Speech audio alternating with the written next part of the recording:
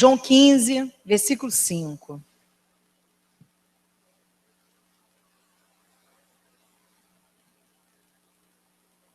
Amém? Quase que o amém não saiu. Amém? Diz assim: eu sou a videira, vocês são os ramos. Se alguém permanecer em mim e eu nele, esse dará muito fruto, pois sem mim vocês não podem fazer coisa alguma. Se alguém não permanecer em mim, será como o ramo que é jogado fora e seca. Tais ramos são apanhados, lançados ao fogo e queimados. Se vocês permanecerem em mim e as minhas palavras permanecerem em vocês, pedirão o que quiserem e lhes será concedido. Meu Pai é glorificado pelo fato de vocês darem muito fruto, e assim serão meus discípulos. Como o Pai me amou, assim eu os amei. Permaneçam no meu amor. Se vocês obedecerem aos meus mandamentos, permanecerão no meu amor, assim como tenho obedecido aos mandamentos de meu Pai, e em seu amor permaneço. Tenho-lhes dito estas palavras para que a minha alegria esteja em vocês e a alegria de vocês seja completa. O meu mandamento é este: amem-se uns aos outros como eu os amei. Ninguém tem maior amor do que aquele que dá a sua vida pelos seus amigos. Vocês serão meus amigos se fizerem o que eu lhes ordeno. Já não os chamo servos, porque o servo não sabe o que o seu senhor faz. Em vez disso, eu os tenho chamado amigos, porque tudo que eu ouvi de meu Pai, eu lhes tornei conhecido. Vocês não me escolheram, mas eu os escolhi, para irem e darem fruto, fruto que permaneça, a fim de que o Pai lhes conceda o que pedirem em meu nome. Este é o meu mandamento: amem-se uns aos outros. Eu vou repetir o versículo 16, porque é o versículo 16, o versículo principal da mensagem dessa noite. Vocês não me escolheram, mas eu os escolhi, para irem e darem fruto, fruto que permaneça, a fim de que o Pai lhes conceda o que pedirem em meu nome. Somente até aqui. Vamos orar. Senhor, louvado seja o teu grande nome. A tua palavra diz que o Senhor faz dos teus ministros labareda. Senhor, que todo aquele que suba nesse lugar seja feito dessa forma. E que a tua glória se revele ao coração de cada um, Senhor. Que seja feita a tua vontade nessa noite. Nós ainda não trocamos o banner, Senhor, com a mensagem, com a palavra de 2015, mas essa palavra já está sobre nós, Senhor, em que a tua vontade há de prosperar nas nossas mãos. E é isso que nós pedimos nessa noite, Senhor, que o Senhor fale, que a tua voz seja ouvida, que não haja nenhuma interferência minha, Senhor, das minhas questões pessoais, do meu interior, Senhor, mas que a tua palavra, Senhor, chegue ao coração de cada homem, de cada mulher aqui nessa noite, na sua angústia, no seu sofrimento, na sua alegria, na sua vitória, na sua necessidade, Senhor. Assim como a palavra de Jesus chegava a todo aquele que precisava, e que a tua palavra certeira, Senhor, alcance cada coração, com a medida certa daquilo que o Senhor separou para eles nessa noite, porque eles, Senhor, são o teu alvo. Em o nome de Jesus, em o nome de teu Filho, que esse lugar se encha da tua glória, que continue, Senhor, a estar cheio da tua glória, que esse lugar continue, Senhor, que a tua glória nele se manifeste, como a gente sente desde o início, Deus. A gente quer sentir a tua presença. Nós não queremos apenas nos reunir, Senhor. Nós queremos estar podendo realmente sentir o teu Espírito nesse lugar. Que em nome de Jesus, cada coração, a começar pelo meu aqui nessa noite, possa ser movido pelo teu Espírito e pela tua presença. Que o Senhor venha abalar as nossas certezas, para que as tuas certezas em nós prevaleçam, Pai. Em nome de Jesus, Senhor, cura nessa noite, Pai. Liberta os encarcerados. Se alguém entrou aqui, Senhor, sob um ataque maligno, sob uma influência satânica, que seja quebrado isso nessa noite, em nome de Jesus. E que haja, Senhor, um movimento de libertação, Senhor, e de um retorno de vitória a essa vida, em nome de Jesus Cristo. É assim que nós pedimos, incluindo o Gilberto nessa oração, Senhor. Os Gilbertos, todos os dois. Senhor, que a tua mão se estenda, Pai, e complete essa obra na vida deles. Em o nome de Jesus. Amém e amém. Irmãos, um escritor chamado Paul Tournier, ele disse o seguinte: há duas coisas que o homem não consegue fazer sozinho. Uma é se casar e a outra é ser cristão. Eu não quero discutir o que esse homem disse, não vou colocar a minha opinião, mas eu quis aproveitar a colocação dele para introduzir para nós a mensagem que o Senhor ministrou ao meu coração nessa noite. Nessa noite que para mim é tão especial, como eu já tive a oportunidade de dizer, porque é o momento em que eu posso compartilhar da companhia de vocês novamente, depois de um mês de férias. Do capítulo 13 ao capítulo 17 do Evangelho de João, nós vamos encontrar o relato da última conversa de Jesus com seus discípulos. Eu, particularmente, sou apaixonada por esses textos, nesses capítulos, porque a gente vê ali Jesus abrindo o coração dele para aqueles homens, abrindo a intimidade dele e a intimidade do Pai, vendo ali Jesus derramar o coração dele, Jesus confortar os discípulos, encorajar os discípulos, preparar os discípulos para aquilo que iria começar, não somente no sentido da obra de redenção, não somente prepará-los para a prisão dele, para o martírio dele, mas preparar aqueles homens para aquele novo momento, a era da graça que iria começar e que nós continuamos inseridos nela hoje. Jesus estava derramando o coração dele, confortando os discípulos naquele momento tão difícil, fortalecendo o ânimo deles e principalmente tentando, como eu acabei de dizer, preparar aqueles homens para aquilo que estava por vir, para essa nova fase, para esse novo momento na história da humanidade, a era da graça de Deus. Porque a partir daquele momento, a partir de agora, Deus viria habitar no coração dos homens que o recebessem e faria desses homens a sua igreja, a sua comunidade na terra. E foi essa palavra que Deus me deu para nós aqui na segunda Santa Ceia de 2015. Nesse início de ano, Ele dizendo para nós: não foram vocês que me escolheram, mas eu escolhi vocês. E escolhi vocês para que vocês deem fruto. E escolhi vocês para que vocês deem fruto, fruto que permaneça. Nós somos a bendita e louca escolha de Deus. Não é?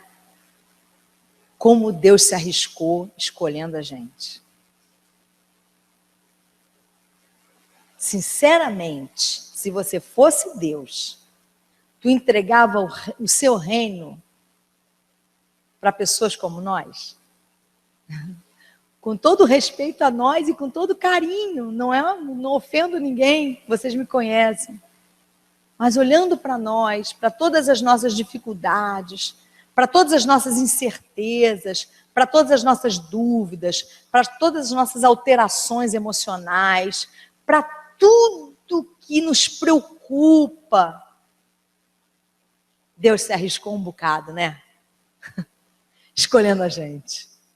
Se arriscou um bocado, escolhendo você para ser a comunidade dele sobre a face da terra. Você e eu somos a escolha de Deus.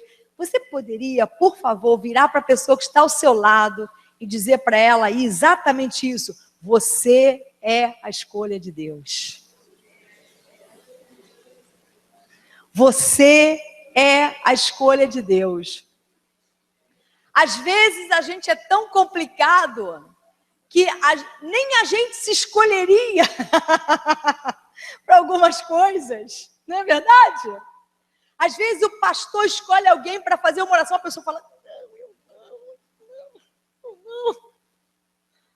Porque a gente é tímido, porque a gente tem medo, porque a gente é inseguro, porque a gente fica preocupado, né, Rafael, com a opinião dos outros, em fazer as coisas como as pessoas, ou como a gente acha que as pessoas esperam que a gente faça. Ou seja, se nem a gente, algumas vezes, estaria confiante em se escolher, imagina o risco de Deus. Mas, apesar de tudo isso, nós somos a escolha de Deus. A igreja é a escolha de Deus. Eu tenho consciência, e eu acredito que vocês também, de que o ideal da igreja, como Jesus declarou aqui, inclusive nesses textos de João, Evangelho, capítulo 13 até o capítulo 17, esse ideal que ele revelou aqui, ainda é uma miragem. Amem os seus inimigos. A gente às vezes não consegue nem amar o amigo, que dirá o inimigo. Se alguém te bater numa face, vira e dá a outra. Ah, meu Deus do céu, não precisa nem bater na face, eu já estou querendo voar com uma tesoura na jugular da pessoa. Sabemos que o ideal da igreja ainda é uma miragem. E de que muitas igrejas ainda oferecem mais diversão do que adoração. Mais uniformidade do que diversidade. Quantas vezes as pessoas que não se encaixam no perfil de uma igreja se sentem mal quando vão ali? Porque, infelizmente, nós ainda, enquanto igreja, ainda preferimos a uniformidade. O Philip Yancey disse uma coisa espetacular, ele disse assim: eu decidi não frequentar uma grande igreja, uma igreja grande em quantidade de membros. Ele disse isso. Por quê? Ele explicou. Porque ele disse assim: numa igreja com muita gente, eu escolho meus parceiros. Eu escolho as pessoas com quem eu vou conviver. Mas numa igreja pequena, essas pessoas são escolhidas para mim. Eu não tenho como escolher. Quanto menor o grupo, mais nós temos que suportar a diferença uns dos outros. Porque quando o grupo é grande, eu olho e escolho aqueles que são mais parecidos comigo e eu junto com eles, eu fecho com eles. Mas quando o grupo é pequeno, eu não tenho essa escolha. E é essa a vontade de Deus. Deus quer que a gente lide com gente diferente da gente. Porque enquanto a gente só lidar com pessoas iguais a gente não muda. A gente permanece o mesmo. Mas quando a gente começa a lidar com uma pessoa diferente da gente, aí a gente tem que se refazer todo. Se reformular. Questionar as coisas que a gente acredita, questionar os nossos comportamentos. E é essa a vontade de Deus. Mas ainda a igreja é muito mais um projeto de uniformidade do que de diversidade. Aí a igreja ainda é muito mais um lugar de exclusão do que um lugar de inclusão. Talvez se agora aqui nessa igreja entrasse uma pessoa completamente embriagada, suja, fedendo, e sentasse ao meu lado, eu me pergunto, o que eu faria? Porque a gente toma banho para vir para a igreja, e isso é ótimo, continue fazendo isso. Continue passando desodorante, continue passando perfume. Mas eu só usei esse exemplo porque eu até passei por isso. Assim que eu me converti, na nossa igreja onde eu frequentava, tinha um pastor que ele tinha um trabalho de evangelismo com prostitutas. E teve um domingo que foi muito interessante, porque ele chegou na igreja e um bando de mulheres vestidas de maneira muito peculiar entraram na igreja. Tudo de mini saia, do jeito que elas estavam na rua, ele trouxe. Do jeito que elas estavam na rua, e elas vieram. Mais corajosas foram elas, e elas vieram. E elas sentaram na igreja, eram 4 mulheres, e elas escutaram o culto até o final. E aí começou um burburinho na igreja. Ah, isso não pode, que vergonha, que indecência, que imoralidade. Aí foram falar com o pastor presidente. Aí o pastor presidente chamou a atenção desse pastor evangelista e disse, olha, não pode ser assim. Se elas quiserem vir à igreja, elas vão ter que trocar de roupa. Claro, eu não estou dizendo que a gente tem que respeitar os ambientes em que nós estamos. Eu não posso pretender ir à presença de um juiz e, por exemplo, ninguém entra no fórum sem camisa. Ninguém entra no fórum com trajes de banho ou com uma super mini saia. Mas o que chamou a atenção foi que tinha sido a primeira vez que elas tinham vindo. Não tinha ainda nem se dado a chance de uma mudança. E esse pastor, ele saiu da igreja. Ele disse, olha, se eu frequento uma igreja em que eu não posso trazer para a igreja o pessoal que eu trago da rua, então eu tenho que ir para outra igreja, onde eu possa fazer isso. E ele saiu da igreja, houve um racha, ele saiu da igreja, esqueci o nome dele, um homem espetacular, enfim. A nossa igreja, eu estou falando da Igreja de Cristo no Brasil, eu não vou falar de fora porque eu não conheço. Mas a nossa igreja aqui ainda é muito mais um projeto de exclusividade, de exclusão, do que de inclusão. Muito mais de lei do que graça. Mas, apesar disso tudo, a igreja ainda é a escolha de Deus. Uma escolha arriscada, uma escolha perigosa, uma escolha que muitas vezes trouxe mais tristeza e vergonha do que alegria, mas mesmo assim ainda é a escolha de Deus. A igreja, com todas as suas falhas, ela é ainda o único lugar onde qualquer um pode entrar. Aquela porta lá na frente fica aberta durante as 2 horas do culto. Vai entrar aqui quem quiser entrar. Até cachorro entra nessa igreja, né? Cachorro, gato. A gente tinha um gato que ele entrava na igreja e chamava-se Monkey. Ele entrava na igreja, irmãos. Quantos se lembram disso, né? Ele vinha, ele deitava aqui, ó, nesse... Não era aqui que ele deitava? Encostava a cabecinha aqui nesse retorno. E escutava, olha, eu acho às vezes que ele até prestava mais atenção. Ficava ali no retorno, escutando a pregação. Mas a igreja ainda, com todas as falhas, a igreja ainda é o único lugar na sociedade em que isso é possível. Qualquer um entra. Por isso a gente é a escolha de Deus. Porque apesar de todas as nossas falhas, nós ainda somos o único grupo na sociedade que faz um esforço de aceitação. A igreja, com todos os seus problemas, ainda é o único lugar onde qualquer um pode entrar. É o único lugar na sociedade humana que permite que barreiras de raça, nacionalidade, gênero e classe social sejam quebradas. Aqui tem pessoas brancas, tem pessoas negras. Aqui tem pessoas que têm mais condição financeira e outras que têm menos condição financeira. Aqui tem pessoas que têm 3º grau, aqui tem pessoas que talvez não tenham o 1º grau completo. A igreja é isso. E é para ser assim. E ela é o único lugar na sociedade que permite isso. Porque quando a graça é derramada sobre nós, nada disso mais importa. A cor da nossa pele, a conta bancária da gente, o diploma na parede. E o gênero também. Se é homem, se é mulher, não importa. Ainda é o único lugar na sociedade onde isso é possível.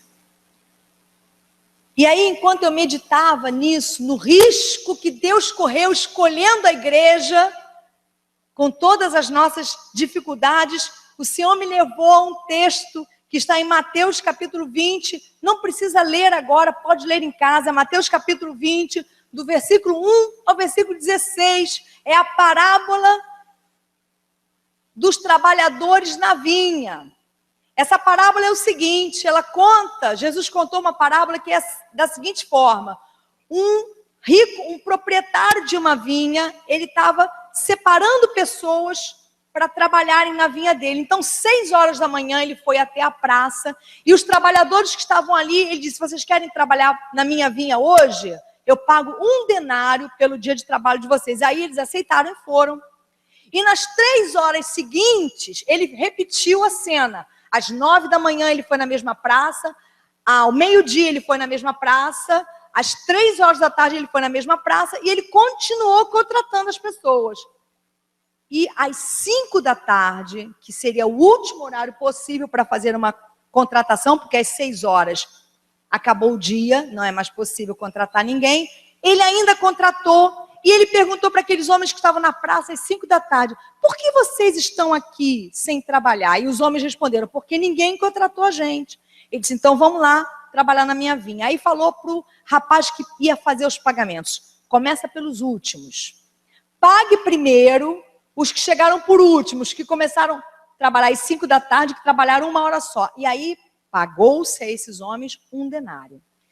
E os últimos que receberiam seriam aqueles que foram contratados às 6 da manhã. Então eu fico imaginando o pessoal lá no final da fila, né? Monique, lá no final da fila. O cara ganhou 1 denário. Ah, então, poxa, o cara trabalhou 1 hora, ganhou 1 denário. Eu vou ganhar? Estou fazendo a conta.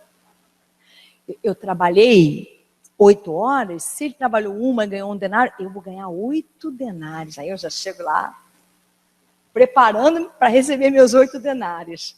E aí o camarada me paga 1 denário também. O que aconteceu? Uma insurreição. Começaram a reclamar: era injusto, isso é injusto, não está certo, que negócio é esse, essa menina com essa sainha curta na igreja? É o primeiro dia dela.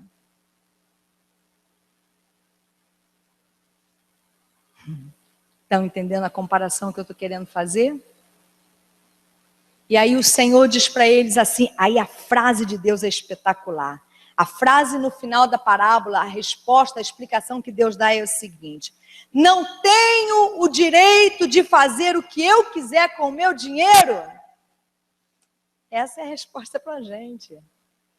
Deus faz o que Ele quiser com a graça dEle. É dEle. A graça é de Deus. Aí Deus falou para mim assim: vocês não são administradores da minha graça, vocês são ministradores da minha graça. A graça é minha. Eu administro ela. Por isso, somos a escolha de Deus, porque Deus escolhe quem Ele quiser.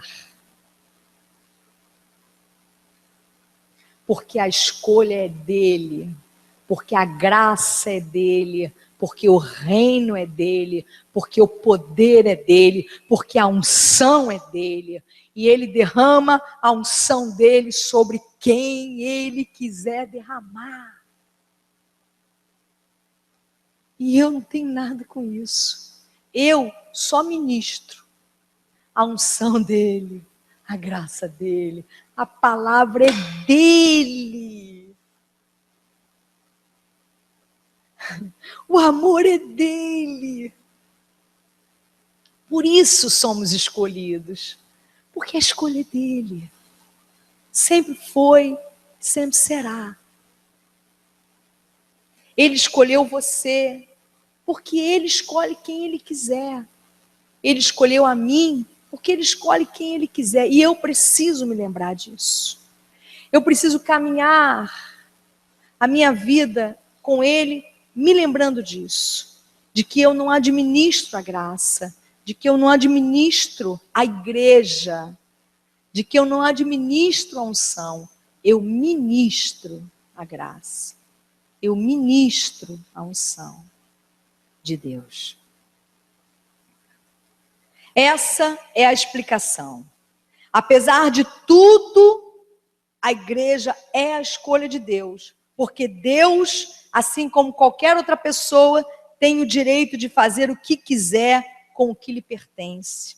Nós não somos administradores do reino de Deus. Nós somos ministradores do reino de Deus. se a gente conseguir manter em foco essa sutil diferença, vai dar tudo certo. Ele escolheu você, ele escolheu a mim, e isso foi um risco, mas ponto, ele escolheu, acabou, está acabado, está escolhido. Ele escolheu você e ele escolheu a mim para quê? Para a gente dar fruto. Ele nos escolheu para ministrarmos o seu reino, para darmos fruto. Ele administra o reino, nós damos fruto. Agora, não é qualquer fruto, é fruto que permanece. Jesus ressaltou esse ponto quando revelou a escolha de Deus. Ele disse, versículo 16, eu vou ler novamente: vocês não me escolheram, mas eu os escolhi para irem e darem fruto, fruto que permaneça. Aí eu falei, Deus, que fruto é esse? Que fruto é esse que permanece? É o nosso legado? São as coisas que nós fazemos? É a nossa influência sobre a vida das pessoas? O que é esse fruto que permanece? E aí Deus me levou a outro texto. 1 Coríntios, capítulo 13, versículo 13. Esse eu gostaria que você abrisse e lesse comigo.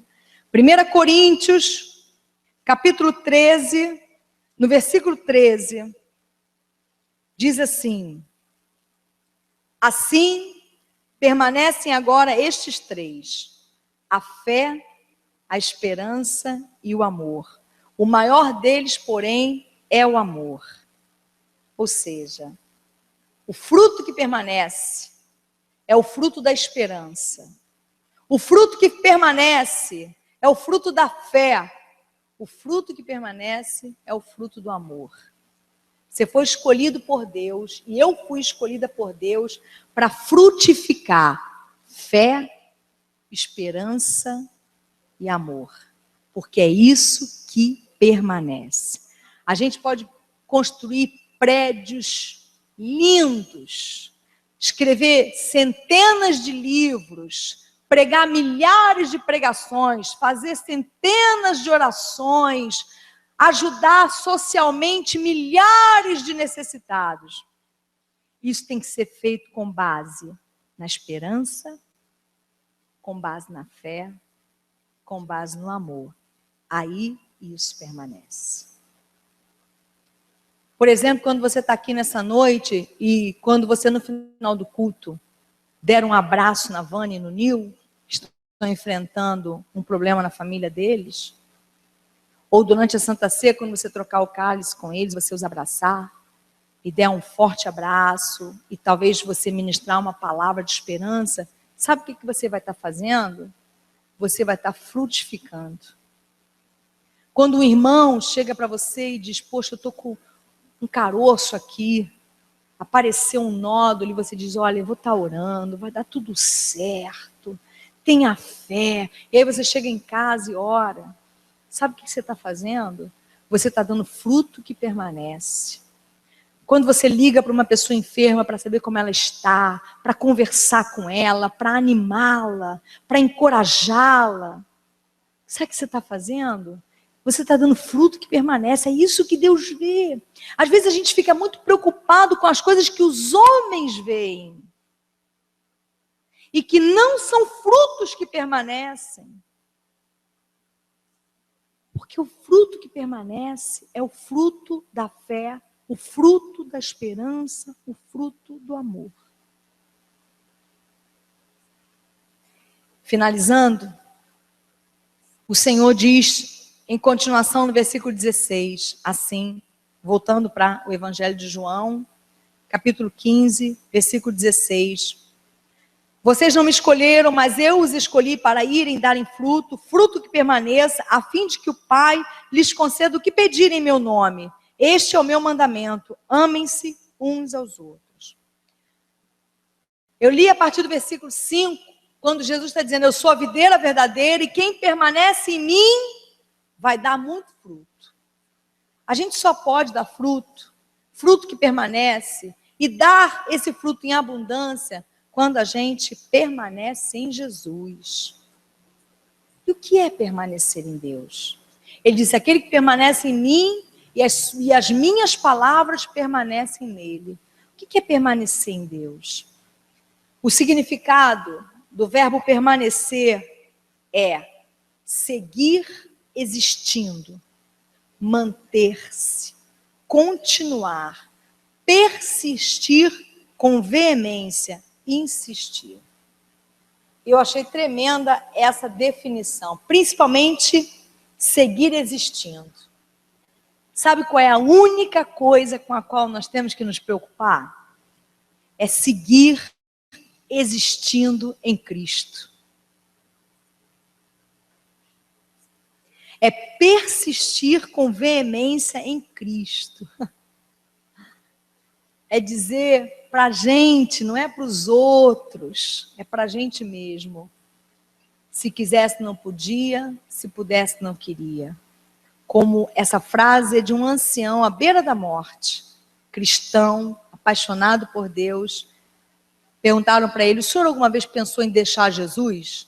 Ele disse, olha, meu filho, se eu quisesse deixar Jesus, eu não podia.